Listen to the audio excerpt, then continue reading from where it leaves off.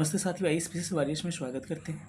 जैसे कि पता होगा कि जब से TRE 3.0 के एग्ज़ाम हुए हैं, बहुत सारे प्रश्न ऐसे हैं जिस पर विवाद बनने की संभावनाएं हैं और विवाद बन भी सकते हैं। कुछ आयोग की भी इसमें ऐसे प्रश्न पूछे गए हैं ऑप्शन के साथ, विवाद बनना लाजमी है वहाँ पर। तो जो मैक्सिमम प्रश्न होंगे जो हमसे लगेगा कि क्या इसमें सही आंसर हो सकता है, मैं आपको बताऊँगा कि इसका आंसर क्या हो सकता है।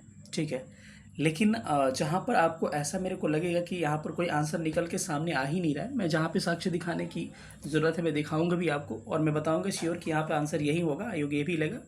और जहाँ पे लगेगा कि कुछ भी प्रश्न का कंक्लूज़न नहीं निकल के आ रहा है, सारा हाथ में आयोग के है, तो उस पर हम लोग डायरेक्ट बोल देंगे कि आयोग के हाथ में ये प्रश्न चला जाएगा। ठीक है, टोटल निकल के 17 प्रश्न ऐसे आ रहे हैं जिसमें ऐसी संभावनाएं आपको बन रही है। जरूरी नहीं कि सारे विवाद ही हैं, लेकिन आपको डाउट हो रहे हैं ऐसे प्रश्नों पर।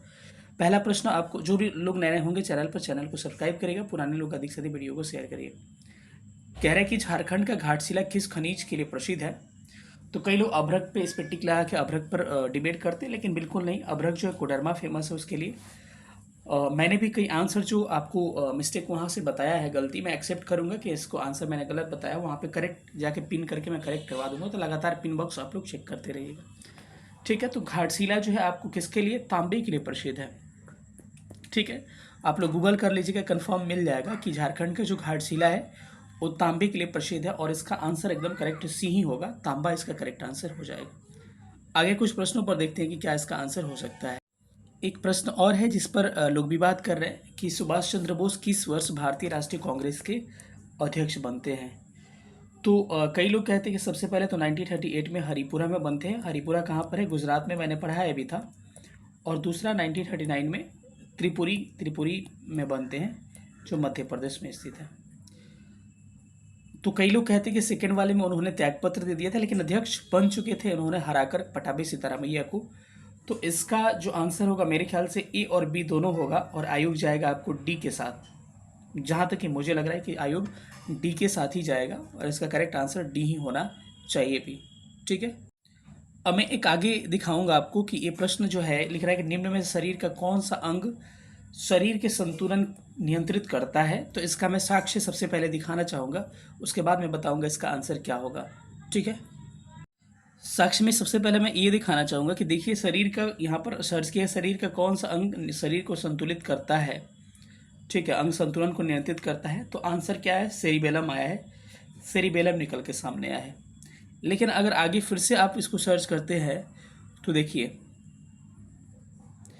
एक अगला आपको यहाँ पर दिख रहा होगा कि हमारे शरीर का कौन सा अंग शरीर को संतुलन बनाने रखने में मदद करता है। संक्षेप में उत्तर दीजिए। यहाँ पर आंतरिक कानों में मौजूद मैक्यूला और क्रिस्टले हमें शरीर को संतुलन बनाए रखने में मदद करते हैं। जब भी शरीर झुका या विस्थापित होता है तो स्थिर और गतिशील संतुलन बनाए रखता है। तो यहाँ पर दो आ रहा है कि हमारे जो फ्लूइड होते हैं हमारे कान में, दो तरह के मैक्यूला और क्रिस्टले होते हैं। उस हिसाब से इस प्रश्न का आंसर मेरे ख्याल से कई लोग केवल कान कह रहे हैं, लेकिन मैं जाऊंगा किसके साथ? सेरिबेलम और प्लस किसके साथ? कान, दोनों के साथ। यानी कि आयोग मेरे ख्याल से इसका आंसर ऑप्शन डी लेगा। तो चलिए इसका करेक्ट आंसर क्या होगा? तो इसका करेक्ट आंसर किसके साथ जा सकता है आयोग? सेरिबेलम भी होगा और कान भी, और मैंने आंसर की में भी बताया है कि इसका ऑप्शन डी के साथ आयोग जा सकता है। चलिए अगले सवाल को देखते हैं। एक प्रश्न है कि किस क्षेत्र को चीन पवित्र क्षेत्र अपना मानता होने का दावा करता है? मैंने भी आंसर की में गलत बताया, जहाँ मैंने गलत बताया मैं एक्सेप्ट कर लूँगा कि मैंने ये चीज़ गलत बताया है। और मैंने भी अपने आंसर की में इसमें तिब्बत आंसर टिक करवाया है, लेकिन आपको निकल के कुछ और आंसर आ रहा है, मैं जो आपको दिखाना चाहूँगा। और देखिए कि इसका आंसर क्या है, इसको पढ़िएगा साथियों। इसमें क्या लिखा हुआ है? लिखा है कि नोट चीन के राष्ट्रपति शी जिनपिंग के नए साल के भाषण की घोषणा की, ताइवान के साथ चीन का पुनर्मिलन अपरिहार्य है। बीजिंग का कहना है कि ताइवान उसका पवित्र क्षेत्र है। तो ये लोग ताइवान को पवित्र क्षेत्र मानते हैं, तो मेरे ख्याल से आयोग भी जो है ताइवान के साथ ही आंसर लेगा। अपने भी आंसर की मैं इसको संशोधन करके ताइवान ही देना चाहूँगा। तो मैंने भी इसका आंसर जो दिया है, किस क्षेत्र को चीन अपना पवित्र क्षेत्र होने का दावा करता है, तो मैंने भी इसका आंसर दिया है तिब्बत। जहाँ गलतियाँ हुई मैं कहूँगा, लेकिन मेरे को लग रहा है कि आयोग जाएगा ताइवान के साथ। ऑप्शन इसका क्या होगा? बी राइट हो जाएगा। चलिए अगला प्रश्न देखते हैं। अगला प्रश्न है कि सोनार तकनीक का प्रयोग कहाँ किया जाता है? साउंड डेविएशन मैं बताया हूँ पहले भी सोनार के बारे में। तो कई लोग इसके बारे में कह रहे हैं कि समुद्र की गहराई का पता लगाता है, हिमशैल का पता लगाता है, पानी के नीचे पहाड़ियों का पता लगाता है। कई लोग कहते हैं समुद्र की गहराई का पता फैथोमीटर से लगाया जाता है। बहुत सारी बातें कह रहे हैं, लेकिन मैं जब भी पढ़ाता हूँ तो 9th क्लास के एनसीईआरटी में दे रखा है कि समुद्र की गहराई का भी पता लगाता है, हिमशैल का होने का भी पता लगाता है और पानी के नीचे पहाड़ियों का भी पता लगाता है। तो मेरे ख्याल से मैं जाऊँगा ऑप्शन डी के साथ कि उपयुक्त में से एक से अधिक क्या होगा इसका करेक्ट आंसर होगा। और ये सबसे क्रूशियल प्रश्न है जिसमें विवाद निश्चित रूप से होना भी चाहिए। बंगाल के विभाजन को किसके कार्यकाल में वापस लिया गया? तो सबको पता है कि बंगाल का विभाजन अर्जुन के कार्यकाल में होता है, लेकिन वापस किसके कार्यकाल में लिया गया, बातें ये सामने आती है। ऐसे देखा जाए तो दो हार्डिंग आते हैं। एक हार्डिंग फर्स्ट आता है 13 से लेकर 23 तक 1800, और एक हार्डिंग सेकंड आता है जो 1911 से लेकर 1916 तक कार्यकाल इसका रहता है। लेकिन जनरली हार्डिंग सेकंड को हम लोग लॉर्ड हार्डिंग के नाम से ही जानते हैं। तो अगर पहले के प्रश्न का आपको देखा जाए, जब आयोग प्रश्न पूछा या फिर कई जगह आपको ये प्रश्न पूछे गए उसमें ऑप्शन 4 ही रहता है, तो वहाँ पर इसको आंसर लिया है लॉर्ड हार्डिंग लिया है। ठीक है, मैं आपको कुछ दिखाना चाहूँगा कि वहाँ पर लॉर्ड हार्डिंग ही आंसर लिया है, लेकिन आज तक ये प्रश्न ऑप्शन ई में नहीं पूछा जा रहा है। तो अब मैं 50-50 के साथ में जाता हूँ, 50-50% के साथ जाता हूँ। या तो आयोग इसका ऑप्शन ई लेगा लॉर्ड हार्डिंग द्वितीय के लिए, या फिर आपको बी लेगा। तो इसमें मैं 50-50 मान के चलता हूँ, क्योंकि आज तक ये प्रश्न पूछा गया है तो 4 ऑप्शन में ही पूछा गया, उसमें हार्डिंग ऑप्शन में रहता है। तो आप इस प्रश्न को आप लोग सस्पेंस में लेके चल सकते हैं। मैं इसका साक्ष्य दिखा रहा हूँ। एक मैं प्रश्न उदाहरण के तौर पे आपको दिखा रहा हूँ कि बंगाल विभाजन को रद्द किसने किया। अब इसमें लॉर्ड हार्डिंग है, माउंटबेटन है, लिटिल है, वेलेस्ली है, तो इसमें लॉर्ड हार्डिंग आंसर लिया गया था। एक अगला प्रश्न मैं आपको दिखाना चाहूँगा। यहाँ पर इसको देखिएगा क्या लिखा हुआ है।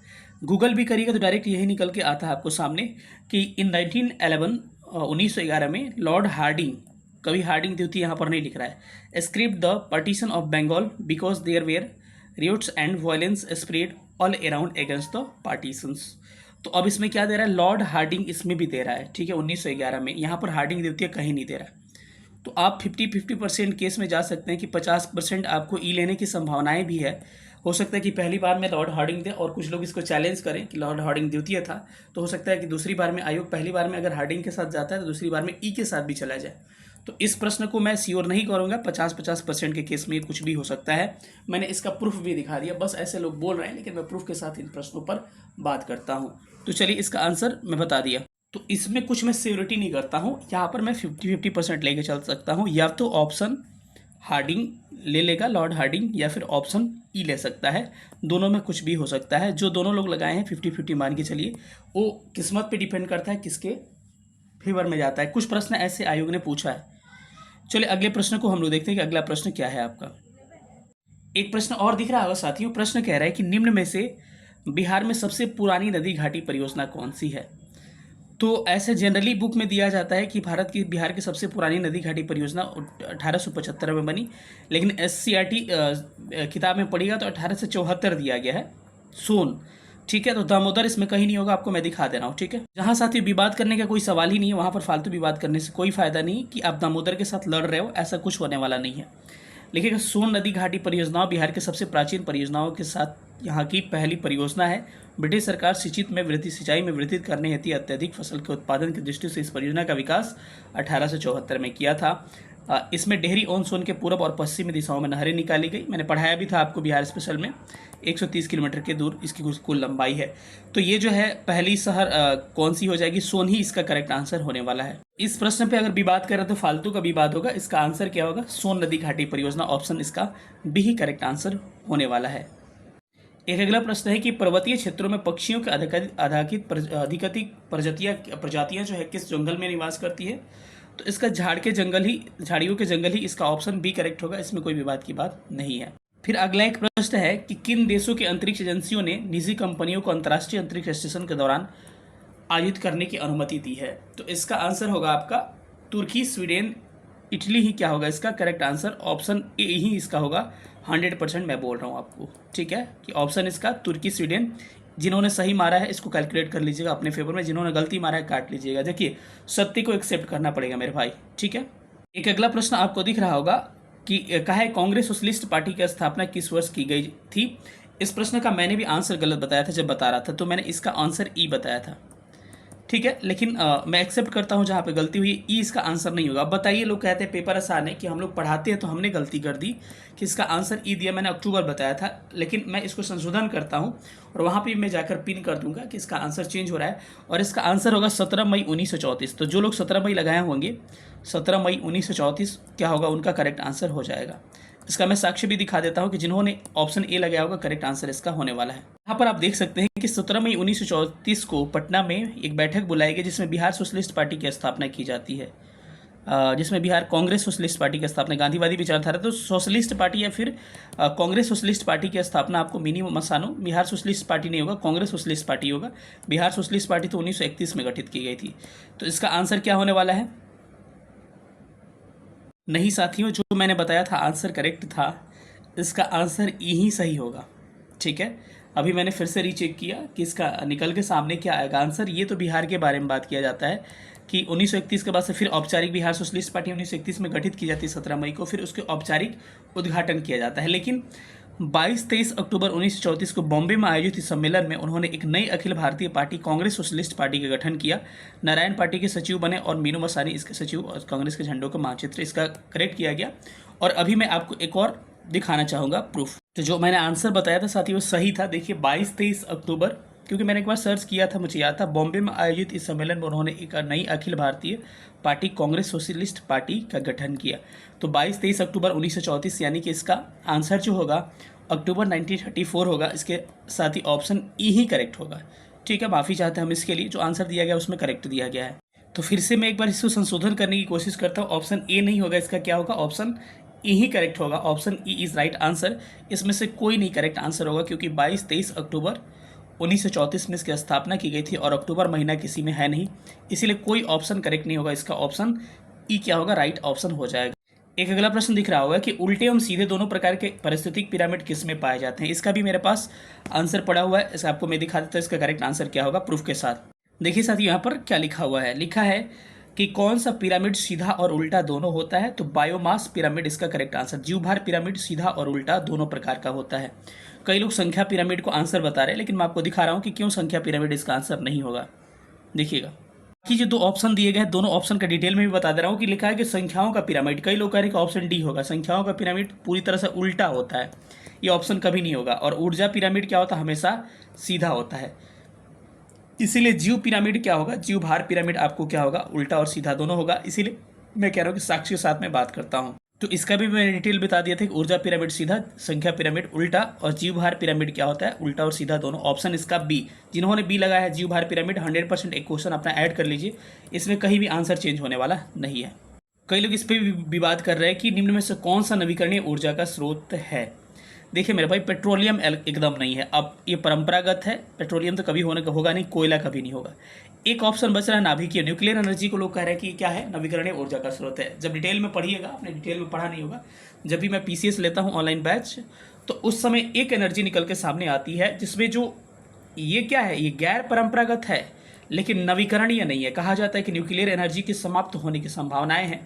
और लिख के रख लीजिए कि ऑप्शन नाभिकीय ऊर्जा भी नहीं होगा, न्यूक्लियर एनर्जी नहीं होगा, 100% मैं श्योर बता रहा हूँ। तो इसमें से निम्न में से कौन सा नवीकरणीय ऊर्जा का स्रोत है, तो इसमें से कोई ऐसा ऑप्शन नहीं है जो नवीकरणीय ऊर्जा का स्रोत है। और जिन्होंने ऑप्शन ई लगाया है वो एक कैलकुलेट कर लीजिए, अपना एक नंबर बढ़ा लीजिए। जिसका कंसेप्ट क्लियर होगा वही आपको सही आंसर करेगा। तो ऐसा नहीं है कि कुछ मैं बताऊं आपके खिलाफ और सही बताऊं तो आप इसके विरोध में जाइएगा, ऐसा मत करिएगा, क्योंकि जो सत्य है वो मानना पड़ेगा। चाहे बीपीएससी दे चाहे हम दे, साक्ष्य के साथ जब बात करें तो आपको मानना पड़ेगा। तो इसका ऑप्शन क्या होगा, ऑप्शन ई बिल्कुल करेक्ट आंसर हो जाएगा। अब ये जो प्रश्न है, इस पे भी ज्वालामुखी क्रिया का अंतिम प्रतीक क्या होता है, ये भी बड़ा विवादित प्रश्न है। धुआंरे, क्रेटर और गेसर। तो गेसर तो इसमें से कभी होगा नहीं। अब बचा धुआंरे और क्रेटर। अब मैं फिर से आयोग के पास चलता हूँ कि 50-50 आयोग के पास ये आंसर चला जाएगा, क्योंकि कहा जाता है कि जो ज्वालामुखी निकलती है तो इसका जब मुंह बनता है निकलते समय, उसको क्या कहता है, क्रेटर कहा जाता है। और बाहर जो धुआं निकलता है उसको हम धुआंरे यानी वाती मुख कहते हैं, ऐसे। ठीक है, तो क्रेटर ये बनता है, उसी के साथ धुआं भी निकलता है। तो वैसे अगर कहा जाए कि अंतिम प्रतीक पूछा है तो या तो ऑप्शन डी के साथ जाएगा आयोग, उपयुक्त में से एक से अधिक, या फिर क्रेटर या धुआंरे के साथ जा सकता है। संभावना है क्रेटर के साथ जाए, लेकिन मैं अभी जा रहा हूँ ऑप्शन डी के साथ कि ऑप्शन कुछ भी हो सकता है। लेकिन इसमें आप लोग 50-50 मान के चलिएगा कि 50-50 इसकी संभावनाएं अभी भी बनी गई, तो ये प्रश्न को काट ही लीजिएगा अपने में से, ये आयोग पे डिपेंड है। जब आएगा आंसर की तो इसको एक बार करेक्ट कर लीजिएगा। अभी बिना मतलब का इसमें विवाद लोग कर रहे हैं, कई इंस्टीट्यूट वाले गलत बताए थे, तो अब किसी तरह उसको कवर करने की कोशिश कर रहे हैं आप। ठीक है, दिल्ली के लाल किले मुकदमे में आज़ाद हिंद फौज की प्रसिद्ध मुकदमा कब हुआ था, तो कई लोग गलती बताए थे, अपने नोट्स में भी गलती लिखवाए थे, तो उसको कवर करने की कोशिश कर रहे हैं। ऐसा कुछ नहीं है, एक इसे लेकर 12 नवंबर 1945 तक आज़ाद हिंद फौज सप्ताह मनाया गया, तो 1945 इसका 101% करेक्ट आंसर होगा। जिन्होंने 1945 लगाया होगा इसमें कोई डाउट नहीं, एक नंबर अपना ऐड कर लीजिएगा। ठीक है, ये भी प्रश्न बड़ा खतरनाक प्रश्न पूछा गया है। देखिए पूरा आयोग पे डिपेंड करता है इसका आंसर क्या लेगा। शीत ऋतु में जो तमिलनाडु के तटों पर वर्षा होती है, मैंने भी पढ़ाया था आपको कि तमिलनाडु के तट पर एक वर्षा होती है और उड़ीसा के तट पर, और एक इधर वर्षा होती है उत्तर पश्चिमी भागों में। तो ये तो श्योर है कि पश्चिमी विक्षोभ में वर्षा होती है आपको ठंडी के दिनों में, जम्मू कश्मीर पंजाब में, तो वो पश्चिमी विक्षोभ से होती है। और दक्षिण पश्चिम मानसून कभी होगा नहीं, क्योंकि ये जो जाती है पहली बार मानसून, और भारत में सबसे जो अधिक वर्षा होती है मैंने पढ़ाया था आपको, उसको दक्षिणी पश्चिमी मानसून कहते हैं। लेकिन अब बात ये हो जाए लौटता हुआ मानसून। अरे भाई एक चीज़ अगर गौर करिएगा, यहाँ पे मैं क्लियर आपको करना चाह रहा हूँ कि जो मानसून जाती है ना यही लौटती है। मेरी बात समझ रहे हो मैं कहना क्या चाह रहा हूँ? जो मानसून जाती है दक्षिणी पश्चिमी, यही जब लौट के आती है ना तो इसका डायरेक्शन क्या बन जाता है? उत्तर पूर्व डायरेक्शन बन जाता है। देखिए ना किधर से आ रही है, उत्तर और पूर्व से आ रही है, तो इसको उत्तर पूर्वी मानसून भी कहते हैं। चूंकि लौटता है इसीलिए लौटता हुआ मानसून या प्रवर्ती मानसून भी कहते हैं। तो अब डिपेंड ये करता है कि दक्षिणी पश्चिमी जो मानसून है वो लौटता है, वो भी वही है, उत्तर पूर्वी मानसून ही है जो ये इस पर वर्षा कराती है। तो उस हिसाब से अगर देखिएगा तो उस हिसाब से इसका करेक्ट आंसर क्या हो जाएगा? तो ऑप्शन क्या हो जाएगा? सी करेक्ट हो जाएगा। लेकिन अगर एग्जैक्ट उसका नाम देखा जाए तो उसका नाम दक्षिण पश्चिमी लौटता हुआ नहीं कभी दिया जाता है, उसको हम लोग क्या कहते हैं, या तो लौटता हुआ मानसून कहते हैं या फिर उत्तर पूर्वी मानसून कहते हैं। तो अब आयोग जो है लौटता हुआ दक्षिण पश्चिमी मानसून के साथ जाता है कि ऑप्शन ई के साथ जाता है, ये टोटली 100% आयोग पे डिपेंड करता है। तो इस प्रश्न में भी मैं 50-50 आपको चांस देना चाहूँगा कि 50-50 आप केस में चले जाइए और इस क्वेश्चन को अभी काट लीजिए तब तक आंसर नहीं आ रहा है, क्योंकि यहाँ पर कुछ निकल ही नहीं रहा है, क्योंकि जो दक्षिण पश्चिमी जाता है वही लौट के आता है। मैं कंसेप्ट के साथ हर चीज़ें बता रहा हूँ, तो जो जाएगा वही लौट के आएगा, तो वही लौटता है उसको दक्षिण लौटता हुआ दक्षिण पश्चिमी मानसून कहते हैं, या उपयुक्त में से कोई नहीं। तो इसमें जो भी होगा आयोग के आंसर की पे ही डिपेंड करेगा कि आंसर क्या ले रहा है। इसमें भी कई लोग बवाल कर रहे हैं कि ब्राह्मण समाज प्रभावित, मुख्यतः देखिए दोनों नहीं होगा, मुख्यतः शहरी शिक्षित वर्ग ही इसका करेक्ट आंसर होने वाला है। ठीक है, तो इसका ऑप्शन ए करेक्ट होगा, इसमें विवाद नहीं होना चाहिए। इसमें भी लोग विवाद करें कि निम्न में से कौन सा एक भूकंप का गंभीर और विध्वंसकारी क्या है रूप है, तो ये भी करेक्ट मैं बताया था, भ्रंश मूलक ही आंसर होगा, ऑप्शन बी ही आयोग लेगा। जिन्होंने इस प्रश्न को 100% लगाया है एक नंबर ऐड कर लीजिएगा, इसमें घटाने वाली कोई बात नहीं, श्योर है प्रश्न ये सब। ठीक है, जहां डाउट लग रहा है मैं क्लियर कट बता दूंगा, फंसाने वाली बात ही मैं नहीं करता हूँ। ठीक है, मुझे लग रहा है कि 17 प्रश्नों पर हमने बात किया कि 17 प्रश्न आपको डाउटफुल प्रश्न है, जिसमें से मैंने लगभग 14 प्रश्नों को क्लियर किया और 3 प्रश्नों को आयोग पे झोली में डाल दिया, इसमें क्या आंसर इसका होगा। ठीक है, तो जो लोग बनाए होंगे ज़बरदस्ती इसका आंसर सही करने की कोशिश मत करिएगा, क्योंकि मैंने जो बताया है आपको करेक्ट आंसर ही बताया है, तो वही होगा। आपसे मुझे कोई दुश्मनी नहीं है या फिर आपसे दोस्ती नहीं कि आपको गलत बता के मैं खुश करूँगा और सही बता के आपको क्या करूँगा, आपको नाराज़ करूँगा। तो ऐसा कुछ नहीं है, जो सही है सत्य को एक्सेप्ट करना पड़ेगा, चाहे आज एक्सेप्ट करिए चाहे आयोग का आंसर कीजिए बाद एक्सेप्ट करिए। ठीक है, अपना भी प्रतिक्रिया आप दे सकते हैं। फिर मिलेंगे अगले वीडियो में, और बताइएगा सेशन कैसा लगा, और बहुत मेहनत करना पड़ा था इस वीडियो पे सारे क्वेश्चन को कलेक्ट करने में। मिलेंगे अगले वीडियो में, तब तक अपना ख्याल रखिएगा। सेशन देखने थैंक यू सो मच, जय हिंद।